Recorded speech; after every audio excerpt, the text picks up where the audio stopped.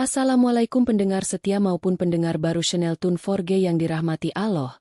Hari ini saya akan menceritakan seorang tentara yang menolong harimau berkepala dua, namun sesuatu di luar nalar terjadi. Tapi sebelumnya marilah kita bersama-sama menuliskan sholawat untuk Nabi Muhammad Shallallahu Alaihi Wasallam, sebagai bentuk cinta dan penghormatan kita kepadanya. Cerita ini adalah fiktif, meskipun dibuat dengan elemen yang terasa nyata. Tujuannya adalah untuk diambil hikmahnya. Semoga kisah ini bisa memberi inspirasi dan pelajaran bagi kita semua. Jika cerita ini menginspirasi Anda, jangan lupa untuk like, komen, dan subscribe agar lebih banyak kisah penuh hikmah dan makna dapat terus kami bagikan untuk Anda.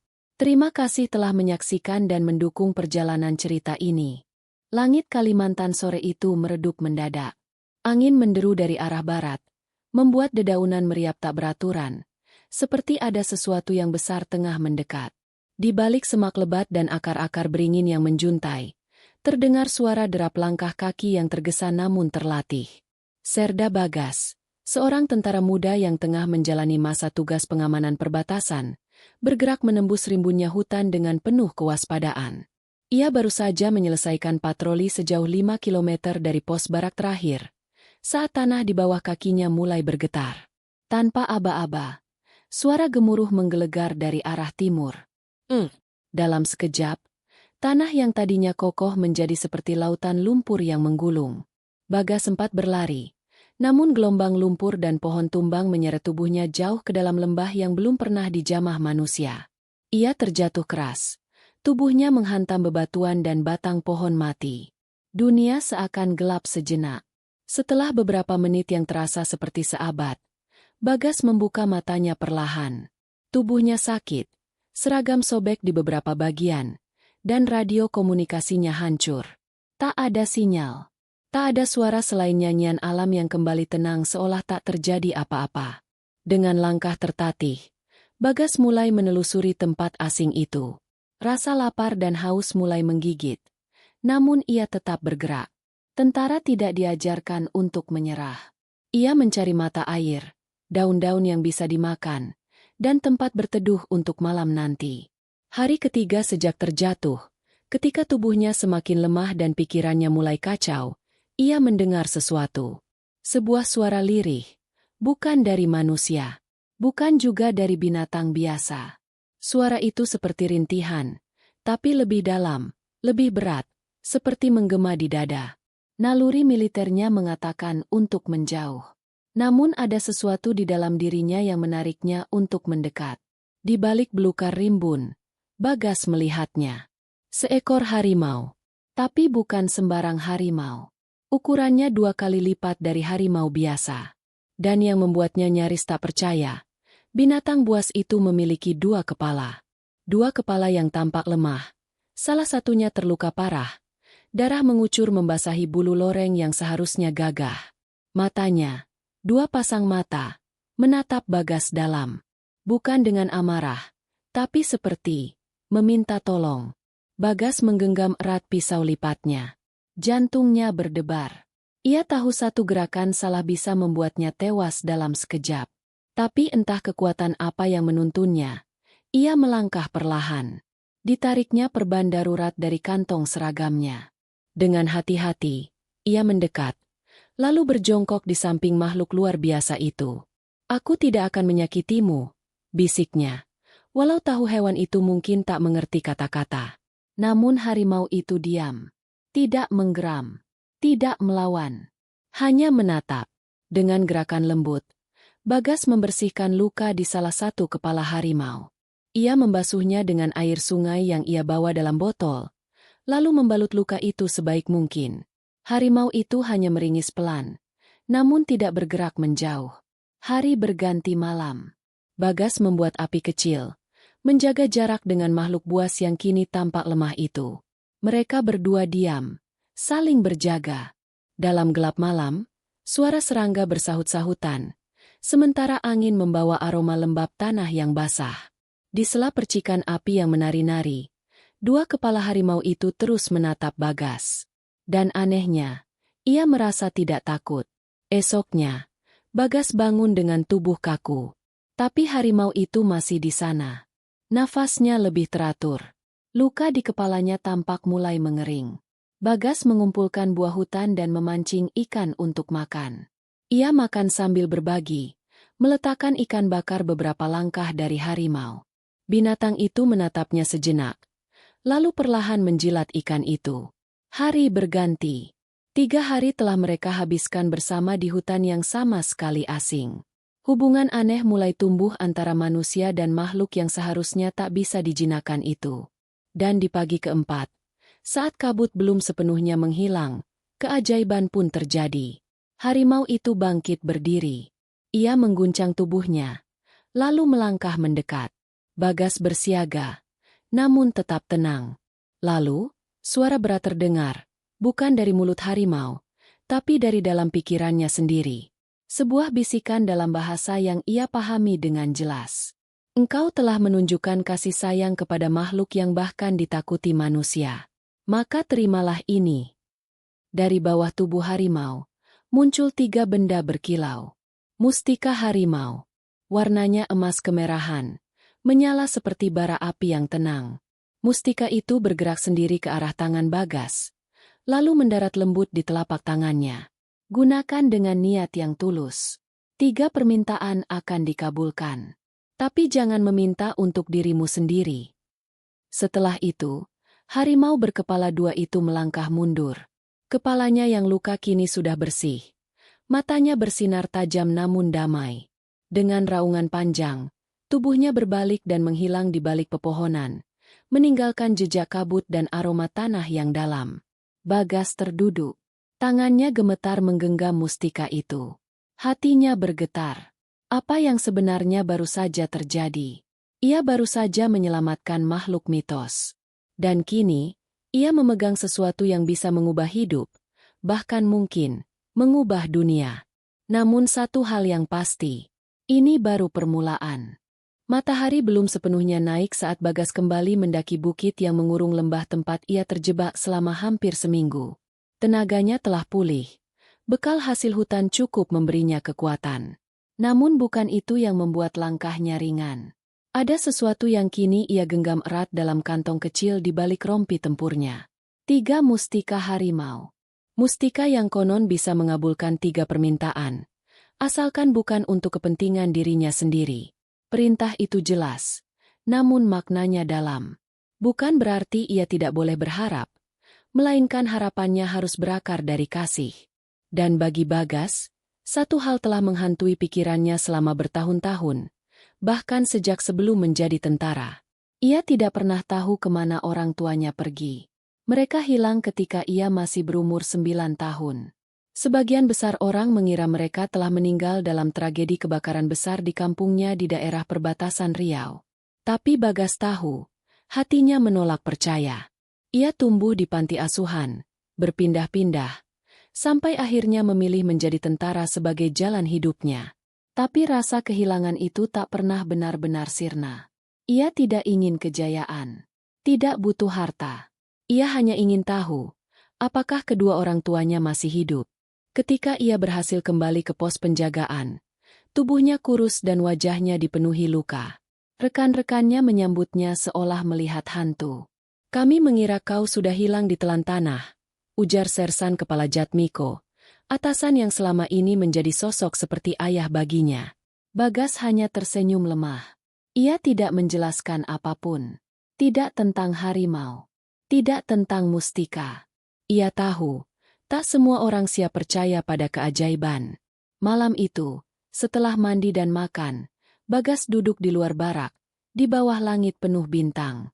Hutan di sekitarnya sunyi, hanya suara burung malam dan detak waktu yang berjalan lambat. Ia menggenggam salah satu mustika. Cahaya dari batu itu seolah berdetak, mengikuti irama jantungnya. Dengan napas panjang dan suara lirih yang hampir seperti doa, ia berbisik, "Aku ingin tahu di mana orang tuaku. Jika mereka masih hidup, pertemukan aku dengan mereka. Jika tidak, tunjukkan aku kebenaran yang selama ini tersembunyi." Mustika itu menyala lebih terang, lalu redup. Sejenak, tak terjadi apa-apa. Bagas menunggu. Beberapa menit berlalu. Lalu angin bertiup pelan. sangat pelan, tapi cukup kuat untuk mengangkat debu di tanah. Kabut muncul dari antara pepohonan. Namun bukan kabut biasa. Kabut itu membentuk bayangan. Bayangan rumah. Bayangan jalanan kecil. Bayangan pohon mangga yang dahulu tumbuh di halaman rumah masa kecilnya. Bagas berdiri. Ia melangkah masuk ke dalam kabut. Setiap langkah membawanya ke masa lalu. Ia mengenali suara ayam yang berkokok. Suara ibunya memanggilnya pulang. Lalu bau asap kayu bakar. Dan aroma wangi kain bersih yang baru dijemur. Air matanya jatuh. Ia melihat rumahnya. Rumah yang telah lama lenyap. Dan di depan rumah itu, berdiri dua sosok yang sangat ia kenali. Ayahnya, ibunya. Wajah mereka tak berubah dari ingatan masa kecilnya. Hanya lebih tua. Mereka tidak menyadari kehadirannya. Hanya berdiri, menatap matahari pagi dari beranda, seolah menunggu sesuatu. Tiba-tiba kabut menipis. Bagas melangkah lebih cepat. Ia ingin menyentuh mereka, memanggil, memeluk. Namun suaranya tertahan.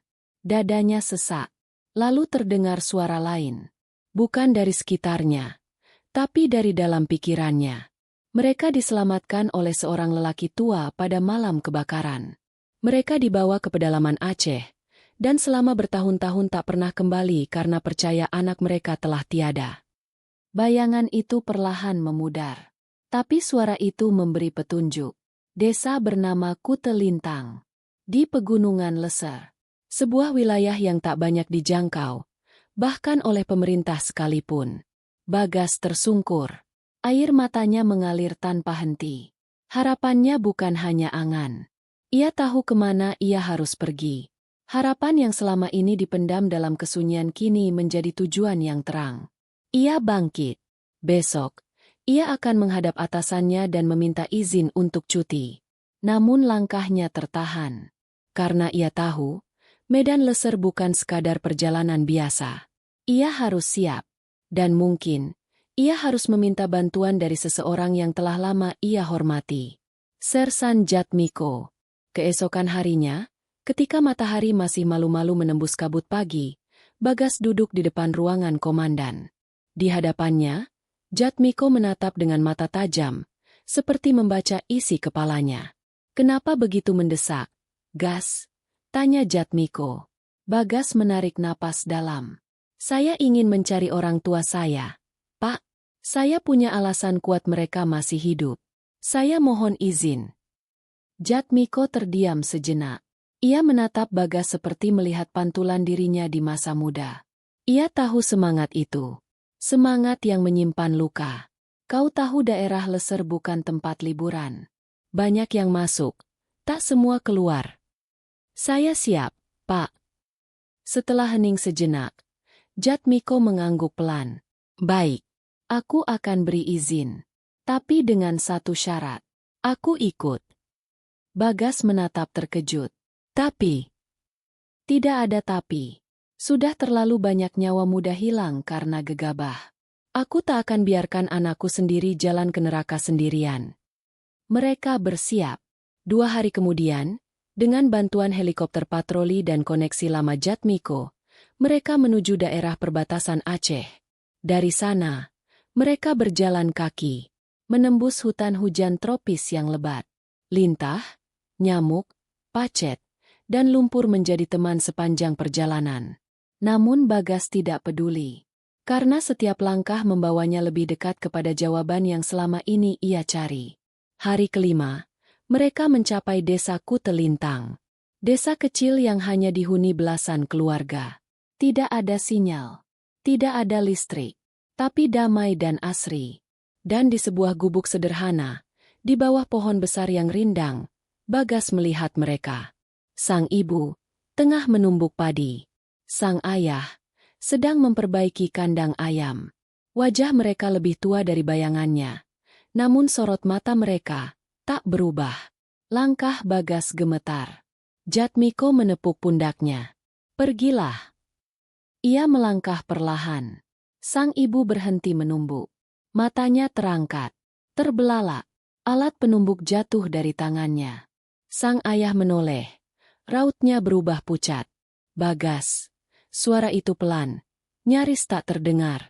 Dan saat itu juga, ia berlari, memeluk keduanya dengan air mata yang tak tertahan. Mereka terisak, bersatu kembali setelah hampir 2 dekade terpisah oleh waktu, takdir, dan keputusasaan. Malam itu, mereka duduk di depan api unggun kecil. Bagas menceritakan perjalanannya. Tentang hutan, tentang harimau berkepala 2, tentang mustika. Kedua orang tuanya hanya bisa menatapnya dengan wajah tercengang. Namun mereka percaya, karena hanya mukjizat yang bisa menjelaskan pertemuan mereka malam itu. Dan dari balik gelapnya hutan, 2 mata menyala diam-diam, jauh dari jangkauan manusia, memastikan bahwa permintaan pertama telah terpenuhi. Dengan niat yang benar, dengan hati yang tulus. Namun masih ada 2 mustika tersisa. Dan dunia belum selesai menguji niat di balik kekuatan besar. Kabut tipis menggantung di sela-sela pohon pinus saat Bagas dan Sersan Jatmiko menuruni lereng Leser. Mereka meninggalkan desa Kutelintang dengan hati yang hangat, meski tubuh letih dihantam perjalanan panjang. Bagas telah mendapatkan kembali sesuatu yang lebih berharga dari apapun, keluarganya. Namun perjalanan belum selesai. 2 mustika masih tersimpan rapi di balik rompi miliknya. Dan satu di antaranya akan segera ia gunakan. Bukan untuk dirinya. Bukan untuk keluarganya. Tapi untuk tempat yang selama ini menjadi saksi bisu perjuangannya. Beberapa minggu setelah perjalanannya ke Aceh, Bagas kembali ke pos komandonya di pedalaman Sumatera Selatan. Sejak kemarau panjang melanda daerah itu, desa-desa di sekitar hutan konservasi menjadi seperti tanah mati. Retakan membelah jalan setapak. Sawah-sawah menjadi ladang kerikil, dan sumur-sumur mulai mengering. Anak-anak kekurangan air bersih. Orang tua berjalan berkilo-kilo demi mencari sumber air yang tidak keruh. Ternak mati, dan harapan nyaris punah. Bagas menyaksikan sendiri betapa rakyat kecil semakin hari semakin menunduk, kalah oleh musim yang tak kunjung berpihak. Ia tak bisa tinggal diam. Satu malam, ia berdiri di bukit kecil yang menghadap ke desa Mekarjaya. Desa itu dulunya hijau dan subur. Sekarang, ia seperti melihat sisa dunia yang ditinggalkan waktu. Langit malam bersih, dihiasi bintang. Udara panas, meski sudah lewat tengah malam. Ia mengeluarkan mustika kedua. Batu itu berwarna coklat keemasan, menyerupai tanah liat yang dibentuk sempurna. Saat disentuh, permukaannya terasa hangat. Dengan tangan gemetar dan suara perlahan, Bagas berbisik, "Jika memang engkau mampu mengabulkan, mohon jadikan tanah ini kembali subur. Hujankan rahmat dari langit. Buka sumber air di dalam bumi. Bukan hanya untuk hari ini, tapi untuk keturunan yang akan datang." Mustika itu bergetar halus, lalu menyala terang, seolah merespons getaran keikhlasan dalam doanya. Tiba-tiba, langit mendadak berubah. Awan tipis menggulung dari balik perbukitan. Angin bertiup, membawa bau basah yang telah lama dirindukan tanah. Dalam beberapa menit, suara pertama yang muncul adalah rintik air. Lalu gerimis. Dan kemudian, hujan deras yang menari-nari di atas tanah kering. Bagas tak bergeming. Tubuhnya basah kuyup. Tapi ia berdiri dengan kedua tangan terangkat. Di kejauhan, terdengar sorak gembira dari warga desa. Anak-anak keluar dari rumah. Mereka menengadah, membiarkan air langit membasuh wajah mereka. Orang tua menangis sambil berlutut di ladang yang telah lama mereka tinggalkan. Di pos penjagaan, para prajurit yang kelelahan pun ikut bersujud, terdiam, memandangi hujan seperti melihat mukjizat. Tapi bukan hanya hujan yang datang. Keesokan paginya, Bagas berjalan ke hulu sungai kecil yang sejak beberapa bulan terakhir telah kering total. Ia ingin memastikan apa yang sebenarnya telah terjadi. Dan apa yang ia temukan membuat lututnya lemas. Mata air muncul di dasar sungai. Bukan hanya satu, tapi beberapa titik. Airnya jernih, mengalir pelan, lalu deras. Dalam waktu singkat, aliran itu menghidupkan kembali sungai, mengisi cekungan tanah, membentuk danau kecil alami di dekat lereng. Di tepi sungai itu, Bagas menunduk. Ia menenggelamkan kedua tangannya ke dalam air. Dingin. segar, dan terasa hidup. Ia tahu, ini bukan sekadar air. Ini adalah jawaban. Ini adalah amanah. Dalam minggu-minggu berikutnya, kehidupan mulai pulih. Tanaman yang sebelumnya kering kembali tumbuh. Petani kembali turun ke sawah. Burung-burung kembali bernyanyi di pagi hari. Desa Mekarjaya, dan beberapa desa sekitar, seolah lahir kembali dari kubur musim kemarau yang mematikan. Tapi kejadian itu juga memunculkan pertanyaan. Para warga bertanya-tanya, bagaimana bisa musim berubah dalam semalam? Media lokal mulai mendengar kabar tentang tentara hujan, seorang prajurit yang konon membawa keberkahan. Bagas tidak pernah memberi klarifikasi. Ia tahu, ini bukan tentang dirinya. Ini tentang niat. Tentang menyalurkan sesuatu yang lebih besar dari kekuatan manusia. Namun, seperti aliran sungai yang membawa kehidupan, cerita itu juga membawa resah. Beberapa pejabat daerah mulai memperhatikan fenomena ini. Mereka mulai mencari Bagas, ingin tahu rahasia di balik kemarau yang berakhir mendadak. Ada yang curiga, ada yang ingin memanfaatkan. Sersan Jatmiko, yang selama ini melindungi Bagas, mulai mencium aroma bahaya. Kau tahu, Gas, saat air mulai mengalir, buaya juga akan datang. Hati-hati. Bagas mengangguk, tapi di balik semua itu, ada satu kekhawatiran lain yang perlahan muncul. Ia belum tahu apa yang akan terjadi setelah permintaan terakhir dikabulkan. Apa sebenarnya batas dari kekuatan mustika itu? Dan siapa, atau apa, yang akan datang setelah semuanya selesai? Suatu malam, Bagas duduk sendiri di ruang barak. Ia memandang mustika ketiga yang belum digunakan. Warnanya lebih gelap, hampir hitam pekat, seperti malam tanpa bintang. Ia bisa merasakan aura berbeda dari batu itu. Bukan panas, bukan dingin, tapi berat, seperti beban yang menunggu dituntaskan. Di saat itulah, Jatmiko datang dengan wajah pucat. Ia baru saja kembali dari rumah sakit lapangan. Nafasnya berat, dan tubuhnya bergetar. Pak! Bagas bangkit. Saya tak bisa sembunyikan lebih lama. Suara Jatmiko lirih. Dokter bilang, aku tak punya banyak waktu lagi. Bagas menatapnya. Tak percaya. Kankah? Sudah stadium akhir. Dan luka lama di kaki kanan itu. Infeksi makin parah. Hening menyelimuti ruangan. Bagas mengepalkan tangannya. Kenapa tidak bilang dari awal? Jatmiko hanya tersenyum kecil. Karena aku ingin lihat kau menyelesaikan semuanya dulu. Bagas memejamkan mata. Dalam hatinya, ia tahu, permintaan terakhir telah ditentukan. Tapi malam itu, sebelum ia menyentuh mustika ketiga, ia keluar ke halaman barak. Ia berdiri di bawah cahaya bulan. Dan entah kenapa, dari dalam hutan, muncul siluet seekor harimau. Bukan harimau biasa. Kepalanya dua. Matanya menyala emas. Namun kali ini, harimau itu tidak bicara. Ia hanya berdiri di tepi hutan, menatap dalam diam. Bagas balas menatap. Ia tahu, perjanjian belum selesai. Dan waktu terus mendekatkan mereka ke titik akhir. Kabut pagi menggantung rendah di atas barak komando. Di antara embun yang masih segar dan suara jangkrik yang belum sepenuhnya berhenti, suasana terasa lebih hening dari biasanya. Seolah semesta sedang menunggu sesuatu. Seperti pertunjukan yang akan segera dimulai. Tapi belum ada yang tahu bagaimana akhirnya. Bagas duduk di sisi ranjang besi tempat Sersan Jatmiko berbaring. Tubuh komandannya tampak lebih kurus dari beberapa minggu lalu. Wajahnya pucat, urat-urat tangannya menonjol, dan luka di kaki kanannya kini dibalut lebih rapat. Sesekali Jatmiko terbatuk, lalu kembali tertidur. Obat penahan rasa sakit membuatnya tak lagi merasakan denyut luka, tapi tidak menghapus penderitaan di dalam tubuhnya yang terus melemah.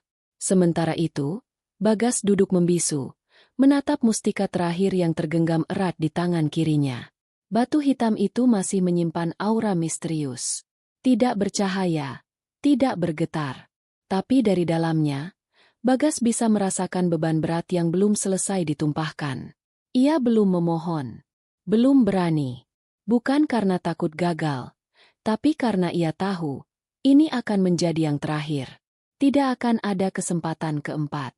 Tidak ada waktu untuk menyesal jika salah memilih kata. Hari itu, Bagas meminta cuti dinas sementara. Ia ingin membawa Jatmiko keluar dari barak, jauh dari kamar sempit dan suara mesin generator yang menderu tak putus. Dengan hati-hati, ia menyiapkan kendaraan lapangan dan membawa komandannya ke suatu tempat di kaki Gunung Dempo. Tempat itu dulu sering mereka datangi saat pelatihan, sebuah pos kecil yang kini sudah tak digunakan, tapi masih berdiri tegak di antara pepohonan damar dan hutan pakis. Di sanalah, Bagas dan Jatmiko menghabiskan hari. Duduk di depan api unggun kecil, menyaksikan matahari tenggelam, dan menghirup udara terakhir sebelum musim berubah. Dulu aku pikir, mati itu menakutkan, ujar Jatmiko pelan, matanya menerawang. Tapi sekarang, aku cuma menyesal tidak sempat mengantar anakku menikah. Tidak sempat minta maaf ke ibuku karena sempat membuatnya menangis. Aku terlalu sibuk jadi tentara, sampai lupa jadi manusia. Bagas menoleh, dadanya terasa sesak. Pak, ia ingin berkata sesuatu, tapi tak ada yang keluar. Jatmiko tersenyum lemah. Jangan kau ulangi hidup seperti aku, Gas. Jika kau diberi pilihan, pilih untuk jadi manusia yang utuh, bukan hanya bayangan dalam seragam. Malam itu, saat bulan naik tinggi dan binatang hutan mulai bersuara, Bagas menatap mustika hitam untuk terakhir kalinya. Ia berdiri, sedikit menjauh dari Jatmiko yang tertidur lemah di dalam pos kayu. Dengan suara yang hampir bergetar, ia memejamkan mata dan berkata lirih, "Mustika terakhir. Aku mohon, bukan untukku, tapi untuk dia yang telah menolongku. Untuk dia yang menjadi penopang selama aku rapuh. Untuk komandanku, guruku, dan ayahku di tanah penugasan ini. Tolong, sembuhkan dia. Berikan tubuhnya kekuatan. Ringankan sakitnya. Dan jika ajalnya memang sudah tertulis, setidaknya, biarkan ia pergi dengan tenang, tanpa rasa sakit." Mustika itu tiba-tiba memanas. Untuk pertama kalinya, batu itu bersinar. Tapi bukan cahaya terang, melainkan nyala halus seperti bara api yang menyala lembut di malam gelap. Warna merah menyebar pelan di sela-sela jemari Bagas, lalu hilang begitu saja, seolah meresap ke dalam tanah. Bagas diam. Tak ada gemuruh. Tak ada suara dari langit. Hanya hening. Ia kembali ke dalam pos, dan melihat Jatmiko sudah bangun. Anehnya, wajah sang sersan tampak lebih segar. Matanya terbuka penuh. Kulitnya yang tadi pucat, kini sedikit kemerahan, seperti dialiri kembali oleh darah dan semangat. Tangannya bergerak, pelan, lalu mencengkeram bahu Bagas. "Gas, aku tidak merasakan sakit lagi." Bagas menahan napas. Ia memeriksa luka di kaki Jatmiko. Bengkaknya sudah mengempis. Tidak ada nanah. Tidak ada demam. Kulitnya mulai mengering, seperti bekas luka yang hampir sembuh. "Pak, ini..." Bagas tak mampu melanjutkan. Namun sebelum mereka sempat bersyukur lebih lama, suara aneh datang dari kejauhan. Suara gemuruh, seperti derap kaki yang menyentuh tanah bersamaan. Mula-mula pelan, lalu makin kuat, makin mendekat. Bagas berdiri dan keluar dari pos. Matanya mencari arah suara. Dan saat ia mengangkat pandangan, tubuhnya mendadak membeku. Dari arah hutan, bayangan-bayangan besar mulai muncul. Tubuh-tubuh loreng, berjalan beriringan, tanpa suara. Harimau. Puluhan. Tidak. Ratusan. Semuanya berjalan dengan tenang. Tidak mengaum, tidak berlari. Hanya berjalan, seolah mengiringi sesuatu yang sakral. Bagas menghitung cepat. Mereka datang dari segala penjuru, melingkari barak, lalu diam di tempat. Tidak menyerang, tidak menunduk, tapi berdiri, seperti memberi penghormatan.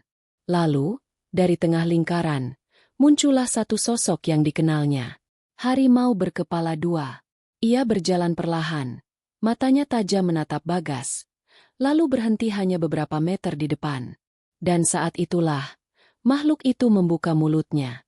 Ketiga permintaan telah dikabulkan. Kebaikan telah ditanam. Maka rimba akan menjaga. Darahmu kini bukan hanya darah manusia, tapi darah penjaga rimba. Bagas berdiri, tak sanggup menjawab.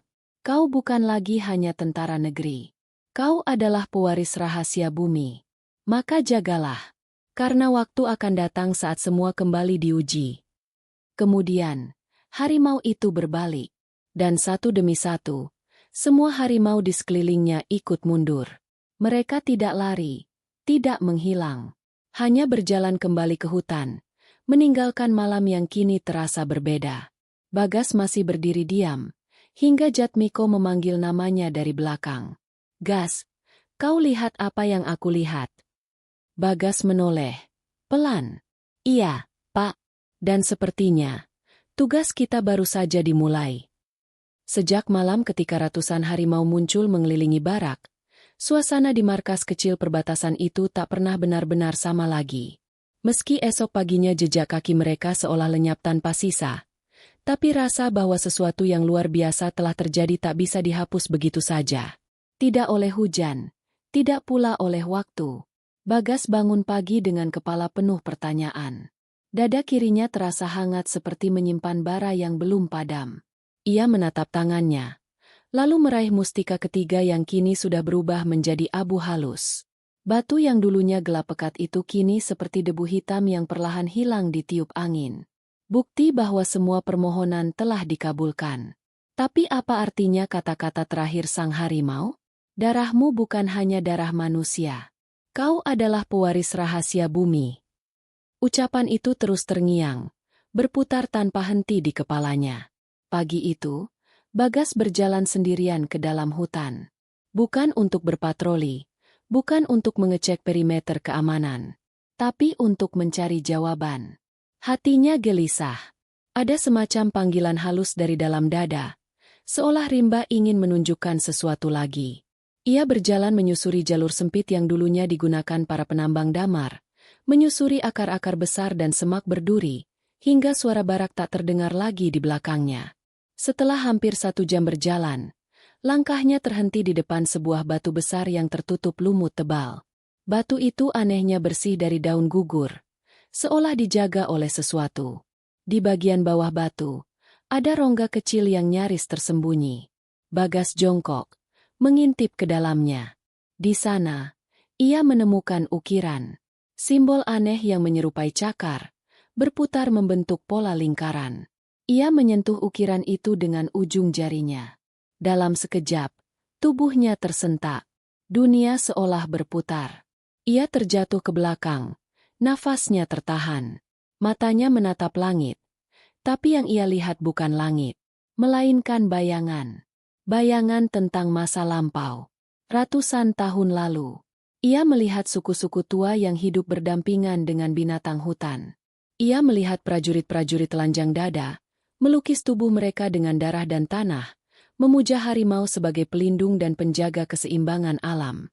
Ia melihat seorang pemuda yang diangkat menjadi penjaga tanah, setelah menyelamatkan seekor harimau putih dari jerat pemburu.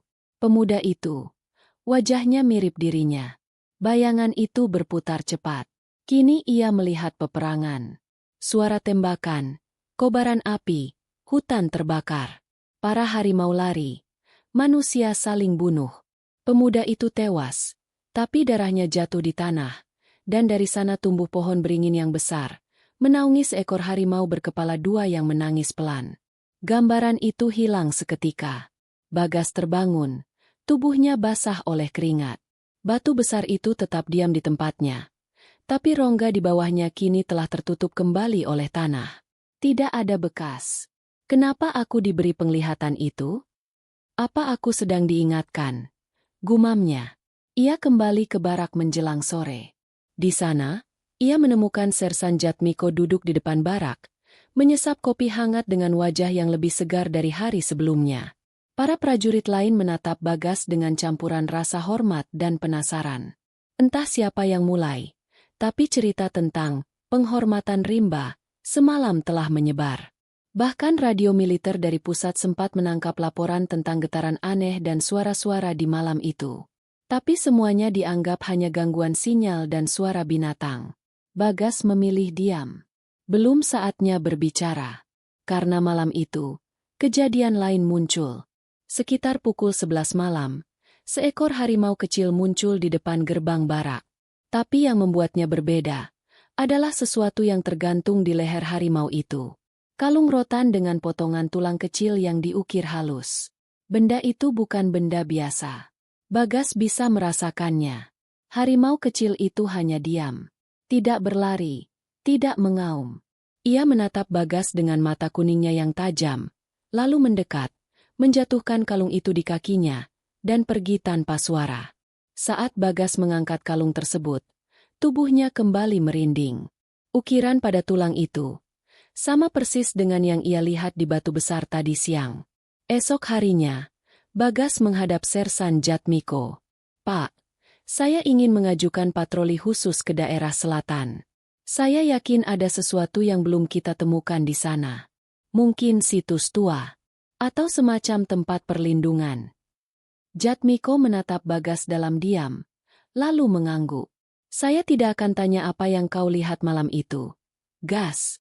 Tapi saya tahu apapun itu, kamu dipilih. Dan saya tidak ingin jadi penghalang." Bagas berangkat esok harinya bersama 2 prajurit lainnya. Tapi ia tahu, perjalanan ini bukan sekadar patroli. Ini adalah awal dari penyingkapan sesuatu yang lebih besar. Sesuatu yang telah tertidur lama di dalam hutan. Menunggu dijaga kembali. Perjalanan menuju sisi selatan hutan terasa berbeda kali ini. Bagas memimpin dengan langkah tegas. Seolah ia tahu dengan pasti kemana harus melangkah. 2 prajurit yang menemaninya, Aris dan Roni, tak berani bertanya lebih dari yang perlu. Mereka tahu ada sesuatu yang sedang terjadi pada Letda Bagas. Sesuatu yang tak bisa dijelaskan oleh prosedur militer.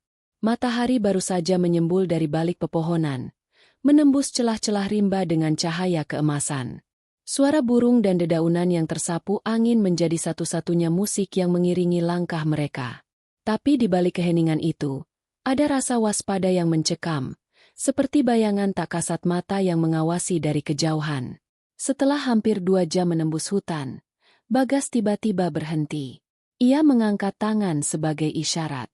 Di depannya, sebuah celah batu raksasa menjulang, setengah tertutup akar beringin dan semak belukar. Bagas mendekat, meraba permukaan batu. Rasa hangat menjalar di telapak tangannya saat ia menyentuh sebuah cekungan kecil berbentuk cakar harimau. Aris mengangkat alis. "Letda ini seperti gua. Tapi kami belum pernah lihat sebelumnya." Bagas tidak menjawab. Ia menekan cekungan itu dengan jari tengah. Terdengar bunyi retakan halus. Batu besar itu bergeser perlahan ke samping, memperlihatkan lorong sempit yang menurun ke perut bumi. Udara dari dalam lorong terasa dingin dan lembab, seperti nafas dari dunia yang sudah lama tertidur. "Siapkan senter dan tali," perintah Bagas. Mereka bertiga masuk satu persatu, menuruni lorong dengan hati-hati. Dinding gua dipenuhi ukiran kuno. Ada gambar harimau, pohon raksasa, dan manusia dengan simbol di dada mereka. Setiap ukiran tampak seperti bercerita tentang sejarah yang terlupakan. Semakin dalam mereka turun, cahaya alami menghilang sepenuhnya. Hanya senter yang menjadi penuntun langkah mereka. Lorong itu akhirnya membuka ke sebuah ruangan bawah tanah berbentuk bundar. Di tengah ruangan berdiri sebuah batu altar berbentuk cakram, dikelilingi 4 patung harimau yang saling membelakangi. Di atas altar itu, terbaring benda yang membuat napas Bagas tercekat. Sebuah jubah dari bulu harimau, dilapisi perak di bagian bahu, dan kalung tulang yang serupa dengan yang diberikan harimau kecil semalam. Tanpa tahu kenapa, kaki Bagas melangkah sendiri. Ia mendekat. Jubah itu memancarkan panas yang aneh, seperti hidup. Saat ia menyentuhnya, seluruh ruangan bergemuruh pelan. Lampu senter mereka berkedip, lalu mati serentak. Kegelapan mutlak menyelimuti mereka. Tapi dari tengah ruangan, cahaya lembut mulai muncul.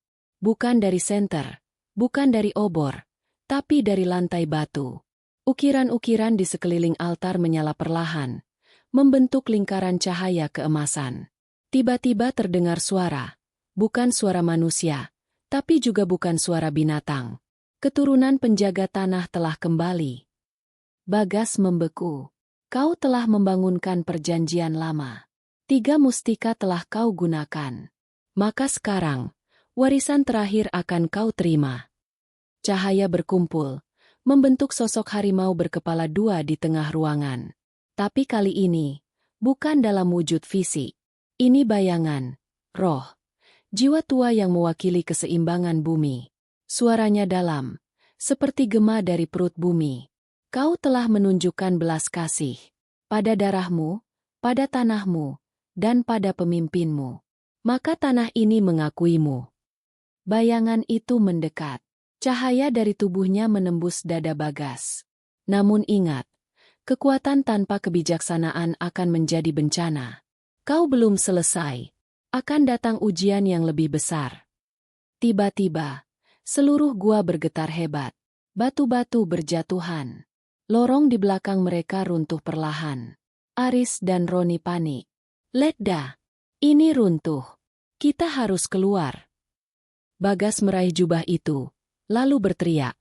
Lewat sana. Ia menunjuk celah kecil di sisi gua yang perlahan terbuka, seolah menyambut mereka untuk kabur. Mereka bertiga berlari sekuat tenaga, melompati bebatuan dan melewati semak yang menyakitkan kulit. Ledakan kecil terdengar di belakang mereka. Dan gua itu benar-benar tertutup kembali, seolah tak pernah ada. Mereka terjatuh di tanah lembab di luar. Nafas tersengal, tubuh penuh lumpur. Tapi jubah itu tetap di genggaman Bagas. Kini ia tahu, itu bukan sekadar simbol. Itu adalah lambang. Lambang bahwa dirinya telah diangkat menjadi penjaga baru dari rimba yang terluka. Malam itu di barak, hujan turun untuk pertama kalinya sejak musim kemarau berkepanjangan melanda. Tanah yang kering berubah menjadi lumpur subur. Warga desa yang tinggal di pinggiran hutan keluar dari rumah mereka, menengadah ke langit, menampung berkah yang turun dari langit dengan cucuran air mata. Tak seorang pun tahu dari mana hujan itu berasal. Tapi Bagas tahu. Ia berdiri di depan barak, mengenakan jubah itu di balik seragamnya. Angin membawa bau tanah basah yang menyegarkan. Lalu, dari kejauhan, suara auman terdengar. Pendeng, dalam, seolah bumi sendiri sedang bersyukur. Malam di hutan belantara itu begitu sunyi. Tidak seperti malam-malam sebelumnya yang biasanya diiringi suara burung malam dan binatang liar. Malam ini seperti menahan napas, menyimpan sesuatu yang besar, yang belum sepenuhnya mengungkap diri. Letda Bagas berdiri di atas bukit kecil, tak jauh dari barak utama. Jubah bulu harimau yang ia temukan di dalam gua masih disimpannya dengan baik. Meski tak pernah dikenakan di hadapan pasukannya, ia tahu bahwa benda itu bukan sekadar simbol. Ada kekuatan yang disegel di dalamnya. Kekuatan yang bukan untuk ditunjukkan, tapi untuk dijaga. 2 malam berturut-turut sejak hujan pertama turun, tanah mulai hidup kembali. Sumur-sumur warga yang sudah lama mengering kini meluap. Tanaman yang sebelumnya layu kini tumbuh kembali, menghijau seperti musim semi yang melesat masuk ke tengah kemarau. Warga desa yang tinggal di bawah kaki bukit, termasuk yang berada di pinggiran perbatasan, mulai menyadari keanehan ini. Mereka berbicara dengan suara pelan tentang perubahan cuaca yang aneh, hujan yang tidak diprediksi oleh badan cuaca, dan binatang liar yang tak lagi masuk ke kampung mereka. Bagai ada sesuatu yang menyeimbangkan kembali siklus alam. Namun, di sisi lain, Bagas tak bisa tidur. Ada suara yang terus berbisik dalam benaknya. Suara itu bukan manusia, bukan pula hewan. Ia seperti gema dari masa lalu yang terikat dengan tanah yang ia pijak. Malam ketiga, saat kabut mulai menyelimuti dataran tinggi tempat barak mereka berdiri, terjadi sesuatu yang belum pernah tercatat dalam sejarah militer daerah itu. Penjaga malam yang bertugas di menara pengawas pertama kali melihatnya. Matanya membelalak, napas tercekat di tenggorokan. Ia bahkan sempat lupa menyalakan alarm karena tubuhnya seakan membeku. Letda! Letda Bagas! Teriaknya begitu berhasil turun dari menara. Bagas yang baru saja hendak tidur langsung keluar dari barak. Ada apa? Sang penjaga menunjuk ke arah hutan. Tidak tahu bagaimana menjelaskannya. Tapi, harimau. Mereka datang. Letda. Banyak. Sangat banyak. Bagas melangkah cepat ke arah bukit pemantau. Ia mengambil teropong malam, menatap ke arah batas pohon hutan. Dan benar, matanya menangkap bayangan yang begitu besar dan menyebar. Dari celah kabut yang perlahan terbuka, terlihat barisan harimau. Bukan satu atau dua, tapi puluhan. Mereka berdiri dalam formasi melingkar, tepat di sekitar pagar luar barak. Diam. Nang. Seolah menunggu. Tanpa berpikir panjang, Bagas mengambil jubah dari dalam peti kayunya dan segera melangkah keluar barak. Semua pasukan mulai keluar dari tenda mereka, bingung dan panik. Namun Bagas memberi isyarat tenang. Semuanya tetap di tempat. Jangan mengangkat senjata. Tegasnya. Langkah demi langkah ia dekati pagar utama. Tak satu pun harimau bergerak. Seolah-olah mereka menahan napas bersama seluruh malam. Begitu Bagas melewati pagar, seekor harimau berkepala dua muncul dari balik pepohonan. Tidak seperti sebelumnya yang tampak kecil dan lemah, kini tubuhnya jauh lebih besar. Bulunya bersinar seperti emas basah di bawah cahaya bulan. Ia berdiri dengan tegak, lalu menunduk pelan, memberi penghormatan. Sejurus kemudian, satu persatu dari seluruh harimau lain juga ikut menundukkan kepala. Mereka bergerak serempak, mengelilingi Bagas dalam formasi sempurna. Tidak ada raungan, tidak ada geraman, hanya diam dan tunduk. Langkah Bagas terhenti. Di tengah lingkaran itu, harimau berkepala dua berbicara dalam suara yang hanya bisa ia dengar. Wahai penjaga tanah yang dipilih, kau telah memenuhi 3 permintaan dengan hati yang tulus, bukan untuk dirimu, tapi untuk orang lain. Bagas diam, menunduk dengan dada bergetar. Orang tuamu telah menemukan jalan pulang, tanah ini telah menjadi hidup kembali, dan komandanmu telah mendapatkan kesembuhan yang tidak mampu diberikan oleh obat. Bagas mengangkat kepala, matanya mulai berkaca-kaca. Namun, tugasmu belum berakhir. Kedamaian hanyalah awal. Ancaman sejati belum muncul. Maka kami, para penjaga rimba, memberi hormat. Bukan untuk kekuatanmu, tapi untuk niatmu. Cahaya mulai muncul dari tubuh setiap harimau. Warna keemasan, seperti pelita yang menari di malam gelap. Mereka menyatu menjadi satu lingkaran cahaya, lalu perlahan terangkat ke udara, membentuk pola seperti jaring yang melindungi seluruh barak. Tak satu pun tentara yang sanggup berbicara malam itu. Mereka hanya bisa berdiri membisu, menyaksikan peristiwa yang melampaui batas logika. Sebuah pemandangan suci yang hanya bisa disaksikan sekali seumur hidup. Saat cahaya meredup dan harimau-harimau itu mulai menghilang satu persatu ke dalam rimba, hanya satu yang tersisa. Harimau berkepala dua itu melangkah perlahan ke arah Bagas. Ia menatap mata Bagas dalam-dalam. Suatu saat, kau akan dipanggil kembali. Tapi bukan untuk melindungi tanah ini, melainkan untuk menyelamatkan sesuatu yang lebih luas. Setelah berkata begitu, harimau itu mundur, kemudian memudar bersama kabut. Malam kembali sunyi. Tapi kini, bumi terasa berbeda. Barak itu telah disaksikan dan diakui. Tidak lagi sekadar markas militer, tetapi tempat perjanjian antara manusia dan alam. Bagas berdiri diam. Tubuhnya ringan seolah bebannya telah dibagi. Ia memegang jubah itu erat-erat, bukan sebagai simbol kekuasaan, tapi sebagai pengingat bahwa ia telah menjadi bagian dari sejarah yang tidak tertulis. Dan malam itu, di tengah sunyi yang suci, bumi memberi salam pada penjaganya. Fajar menyingsing dengan cahaya keemasan yang menggantung pelan di ufuk timur. Embun masih menggantung di pucuk daun, dan tanah masih menyimpan kehangatan malam yang penuh keajaiban. Tapi Letda Bagas tidak tidur sedikit pun.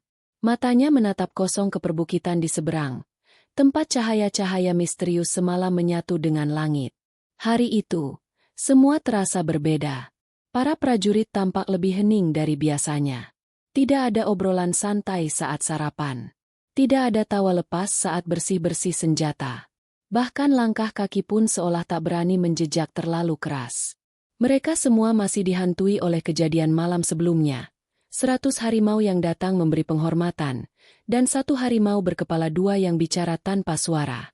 Namun ada satu hal yang paling mengganggu Bagas. Kalimat terakhir sang harimau tak bisa ia lupakan. Kau akan dipanggil kembali. Tapi bukan untuk melindungi tanah ini, melainkan untuk menyelamatkan sesuatu yang lebih luas. Bagas tahu, tidak ada kata yang keluar dari makhluk itu yang sia-sia. Setiap kalimat mengandung makna dan pesan yang dalam. Tapi ia tidak mengerti. Mengapa dirinya? Mengapa bukan yang lain? Ia hanyalah seorang tentara biasa, bukan keturunan raja, bukan pula keturunan dukun atau penjaga hutan sakti. Atau mungkin ia tidak tahu siapa dirinya sebenarnya? Pagi itu ia memutuskan untuk pergi sendiri. Bukan ke barak, bukan juga ke hutan tempat ia pertama kali bertemu harimau berkepala 2. Ia menuju arah yang belum pernah ia jejaki selama bertugas di kawasan itu. Bukit yang jauh di barat, tempat hutan menjadi lebih lebat, lebih tua, dan lebih sunyi. Ia hanya membawa satu ransel kecil berisi air, senjata ringan, dan jubah harimau. Selebihnya, ia hanya ditemani firasat. Langkah demi langkah ia menembus semak, menyeberangi sungai kecil, memanjat batu-batu tua yang tertutup lumut. Beberapa jam perjalanan, angin mulai berubah. Aroma tanah menjadi lebih dalam, seperti tanah basah yang belum pernah tersentuh cahaya. Di sanalah ia menemukan sebuah petunjuk. Sebuah batu besar, berbentuk segitiga, berdiri di tengah bukaan hutan. Batu itu tertutup lumut, namun di bagian tengahnya ada ukiran yang sangat halus, nyaris tak terlihat. Bagas membersihkannya perlahan dengan tangannya, dan hatinya langsung berdegup kencang. Ukiran itu adalah kepala harimau berkepala 2. Di bawahnya, terukir aksara tua yang tak ia mengerti sepenuhnya. Tapi satu kalimat terpatri jelas dalam bahasa kuno Nusantara. Yang mewarisi darah penjaga, akan dikenali saat malam bersinar. Ia duduk lama di sana, mencoba menyusun kembali semua ingatan. Saat kecil, ia pernah mendengar dongeng dari ibunya. Dongeng tentang seorang pangeran rimba yang bisa berbicara dengan binatang, yang lahir dari garis darah penjaga hutan leluhur. Tapi Bagas selalu menganggap itu hanyalah cerita pengantar tidur. Dongeng ibu di tengah gelapnya malam desa. Namun sekarang, segala hal mulai terhubung. Orang tuanya menghilang di hutan saat ia masih usia belasan tahun. Semua orang menganggap mereka telah tewas diserang binatang buas. Namun jasad keduanya tak pernah ditemukan. Hanya ada jejak kaki yang berakhir di pinggir sungai dan satu syal ibunya yang tertinggal. Kini ia mulai berpikir, mungkinkah mereka tak pernah meninggal? Mungkinkah mereka adalah bagian dari dunia ini yang selama ini tersembunyi? Sore menjelang saat Bagas masih duduk di depan batu itu. Lalu tiba-tiba, angin kencang berhembus dari arah timur.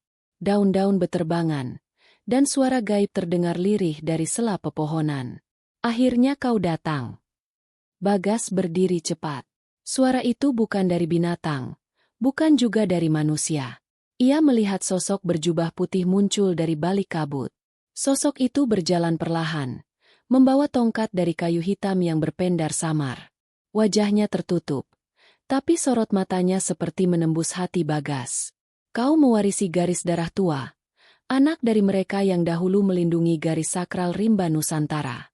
Dan kini, saat langit telah membuka pintunya, waktunya kau mengetahui siapa dirimu sebenarnya.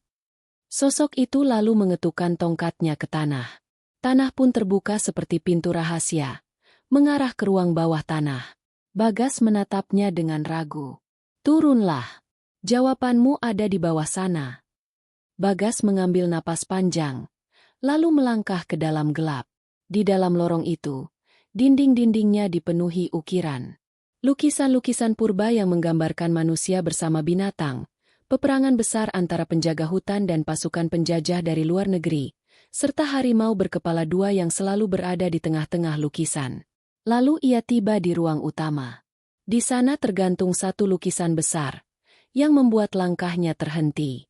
Dalam lukisan itu, seorang pria berpakaian militer zaman dulu, dengan wajah yang sangat mirip dirinya, berdiri bersama seorang wanita berhijab yang memegang jubah bulu harimau. Di antara mereka, Seekor harimau berkepala dua duduk tenang. Di bawah lukisan itu tertulis satu kalimat. Penjaga terakhir akan lahir kembali di tubuh keturunannya. Air mata Bagas tak tertahan. Ia tahu siapa mereka. Itu adalah ayah dan ibunya. Mereka bukan hanya orang desa biasa. Mereka adalah penjaga rimba terakhir sebelum generasi itu dihancurkan oleh peperangan dan perampasan hutan. Kini semua menjadi jelas. Harimau itu memilihnya bukan karena kebetulan. 3 mustika itu diberikan bukan karena belas kasihan, melainkan karena ia adalah penerus dari garis darah yang selama ini disembunyikan oleh alam. Ia keluar dari lorong itu dengan langkah mantap. Matahari sudah tenggelam, tapi hatinya menyala terang. Ia tahu, dunia tak akan lagi sama, karena malam bersinar sudah dimulai. Langit malam tampak lebih kelam dari biasanya. Tak ada bintang, dan bulan tampak seolah terselimuti kabut tebal yang enggan menghilang. Suasana hutan sepi, tapi bukan sepi yang biasa. Ini sepi yang penuh tanda. Hening yang menyimpan ketegangan, seperti jeda sebelum badai besar datang. Letda Bagas berdiri di puncak bukit, masih mengenakan jubah harimau yang telah menjadi bagian dari dirinya. Angin menerpa wajahnya, membawa aroma tanah yang menguar aneh. Ada bau hangus, dan sedikit rasa logam yang anehnya familiar. Ia telah kembali dari lorong rahasia di bawah batu leluhur, membawa beban yang kini tak lagi sekadar tugas seorang prajurit. Ia adalah penjaga terakhir. Namun, sebelum ia sempat kembali ke barak, seekor burung elang hitam hinggap di batang pohon yang rapuh di dekatnya. Burung itu menatapnya lama, lalu mengeluarkan suara serak, hampir seperti manusia berbisik. Bayang itu telah bangkit. Mereka tahu kau telah kembali. Bagas mengepalkan tangan. Ia tak tahu siapa yang dimaksud, mereka, tapi nalurinya berkata, apapun itu, mereka adalah ancaman yang telah lama terkubur.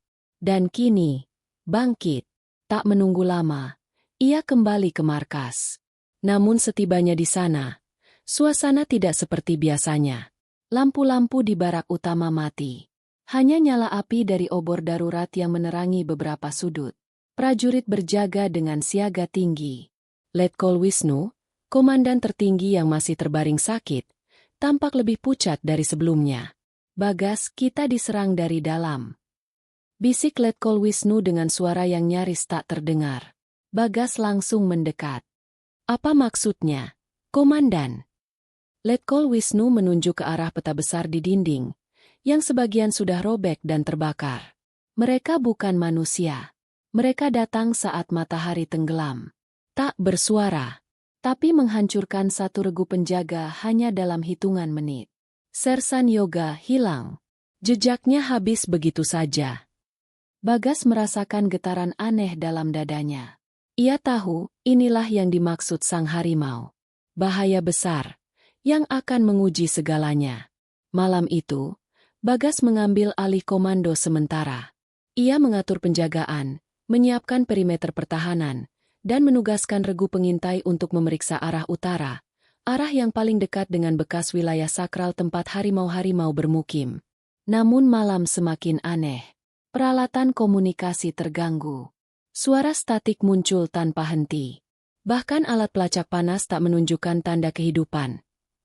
Padahal mereka semua merasa seperti ada yang mengawasi. Tengah malam, terdengar suara aneh.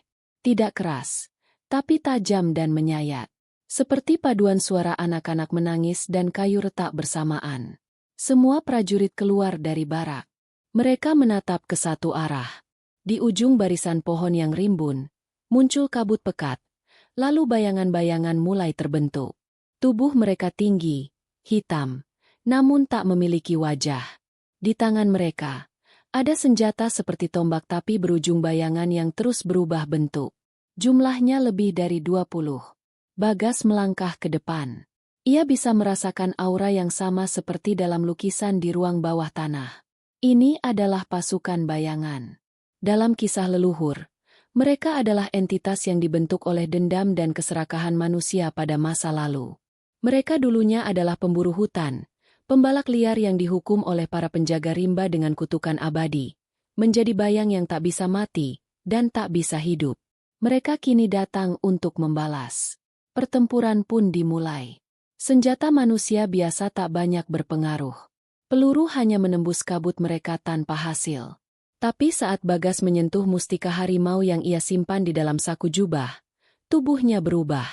Mata harimaunya menyala, dan suara auman bergema dari dadanya. Dengan satu gerakan cepat, ia menabrakkan dirinya pada salah satu makhluk bayangan. Dan anehnya, tubuh makhluk itu menghilang, seperti terbakar dari dalam. Bagas sadar, mustika harimau bukan hanya simbol. Itu adalah senjata. Dan jubah harimau yang ia kenakan adalah pelindung dari serangan mereka. Satu persatu ia hadapi makhluk-makhluk itu. Meski tenaganya nyaris habis, semangatnya menyala karena satu hal.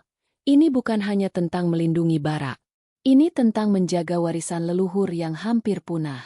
Tapi ketika semua makhluk bayangan lenyap, satu sosok muncul.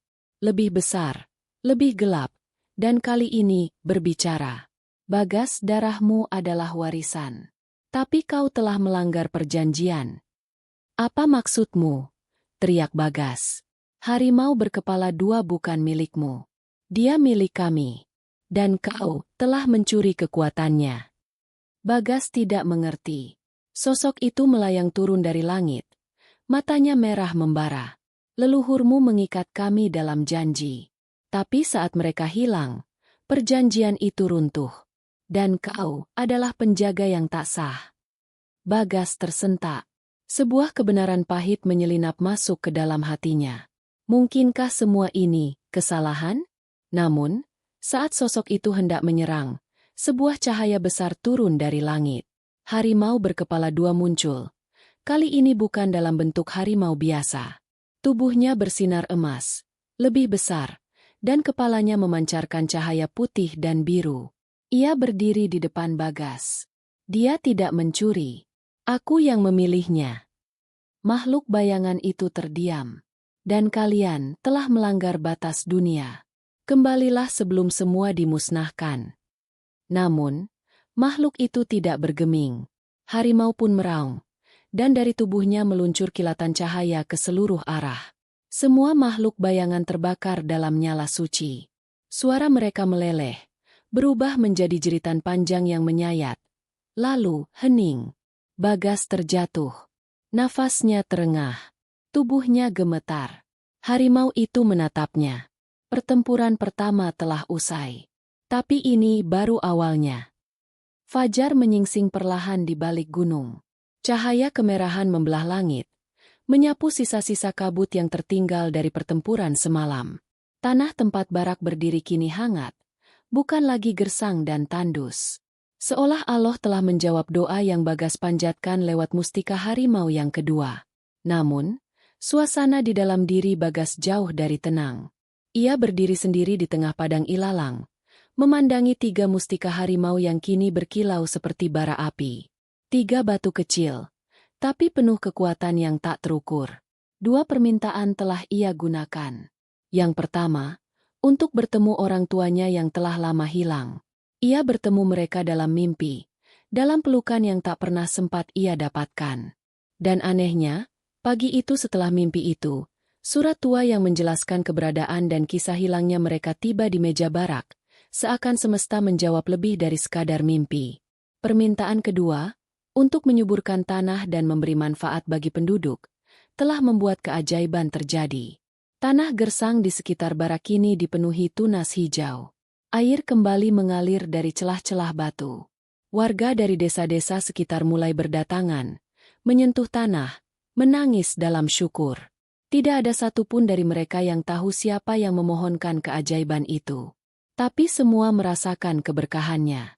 Kini tinggal satu mustika terakhir. Mustika yang ia simpan dalam kantong di dadanya. Dan permintaan ketiga pun telah ia pilih, menyembuhkan Letkol Wisnu, komandan yang bukan hanya pemimpin, tapi juga satu-satunya orang yang percaya padanya sejak awal. Namun, sebelum ia sempat menggunakan mustika itu, harimau berkepala dua muncul kembali. Tubuhnya kini tak lagi membawa luka. Kepalanya yang satu berbicara lembut. Bagas, waktu kita hampir habis. Aku tahu. Ini permintaan terakhirku. Bagas mengangkat mustika itu tinggi-tinggi. Aku ingin Komandan Wisnu sembuh dari sakit dan lukanya. Mustika itu menyala. Cahaya keemasan mengalir seperti embun pagi, melesat menembus udara, menuju ke barak utama. Di sana, Letkol Wisnu yang terbaring tak sadarkan diri, membuka matanya. Ia menarik nafas panjang, lalu duduk. Luka-lukanya mengering, dan rona wajahnya kembali. Di sekitarnya, para prajurit tertegun, menyaksikan mukjizat terjadi di depan mata. Namun di saat yang sama, mustika itu pecah di tangan Bagas. Dan suara menggelegar terdengar dari dalam bumi. Harimau itu menunduk. Bagas, 3 permintaan telah terpenuhi. Kini waktunya kau memilih takdirmu. Apa maksudmu?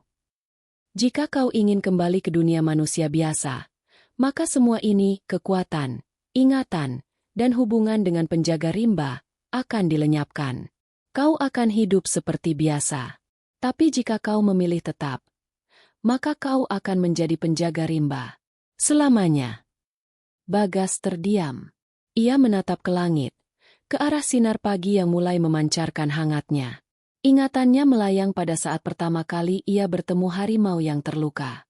Pada saat ia berjalan seorang diri di hutan, dihadang bahaya, dan menolong tanpa pamrih. Lalu ia menatap ke bawah, pada tanah yang kini kembali hijau karena doanya. Pada desa-desa yang mulai hidup. Pada sosok-sosok yang selama ini ia lindungi tanpa mereka tahu. Aku memilih. Bagas menarik nafas panjang. Untuk tetap menjadi penjaga. Cahaya keemasan langsung menyelubungi tubuhnya. Harimau berkepala 2 mengaum ke langit. Dari segala penjuru, 100 harimau muncul, melangkah pelan dari balik semak, dari balik bayangan pepohonan, dari bukit dan lereng. Mereka membentuk lingkaran, mengelilingi Bagas. Mata mereka menyala, tapi tidak ada amarah, hanya penghormatan. 100 harimau membungkuk bersamaan, seakan memberi salam terakhir pada manusia yang kini menjadi bagian dari mereka. Tubuh Bagas terangkat perlahan, menyatu dengan cahaya, lalu perlahan-lahan, ia berubah. Rambutnya menjadi lebih panjang. Kulitnya dihiasi garis-garis samar seperti loreng. Tapi bukan karena sihir. Ini adalah anugerah. Wujud baru sang penjaga.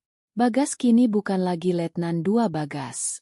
Ia adalah Bagas sang penjaga rimba Nusantara. Pewaris kekuatan harimau berkepala 2. Sejak hari itu, tak ada lagi yang melihatnya di barak. Tapi tiap malam, para prajurit bersumpah mendengar auman dari arah hutan. Warga desa menyaksikan panen melimpah. Hujan turun tepat waktu, dan air sungai tak pernah surut. Dan di antara bisik-bisik legenda yang diwariskan dari mulut ke mulut, ada satu nama yang selalu disebut dengan penuh hormat dan takjub. Bag, sang manusia yang memilih rimba. Demi tanah air. Demi hidup yang lebih besar dari dirinya sendiri. Hikmah cerita. Dari kisah ini, kita belajar bahwa pertolongan yang tulus, sekecil apapun itu, akan berbuah kebaikan yang tak terduga. Pengorbanan Letda Bagas dalam membantu seekor harimau terluka membawanya kepada takdir yang lebih besar. Bukan untuk kepentingan pribadi, tapi demi kebaikan sesama dan bumi tempat berpijak. Ia tidak menggunakan kekuatan luar biasa itu untuk kemewahan atau kekuasaan. Sebaliknya, ia menggunakannya untuk bertemu orang tuanya yang hilang, membantu warga dari kemarau panjang, dan menyembuhkan atasannya yang sedang menderita. Semua itu adalah bentuk cinta, pengabdian, dan penghormatan kepada sesama makhluk ciptaan Allah.